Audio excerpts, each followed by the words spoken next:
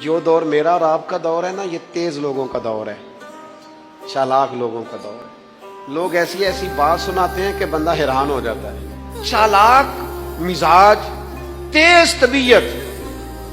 میں نے اپنی زندگی میں بڑے بڑے تیز لوگ ناکام ہوتے دیکھے اور بڑے بڑے بھولے بندے، سیدھے سادے، لیکن ان لوگوں کو اللہ تعالیٰ نے اتنا نوازا ہے، اتنا کرم فرمایا ہے۔ تو سنو، ترمذی ہے، نبی اکرم صلی اللہ تعالی علیہ وسلم نے فرمایا جو مومن ہوتا ہے نا، وہ بھولا بھالا ہوتا ہے اور شرافت والا ہوتا ہے۔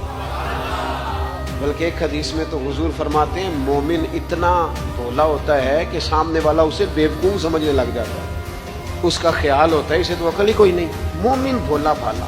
اور ایک حدیث میں یہ بھی لفظ ہیں کہ جنت میں اکثر بھولے بھالے لوگ جائیں گے۔ یہ جو تیزیاں ہیں نا، انسان کا سمجھدار ہونا اور بات ہے۔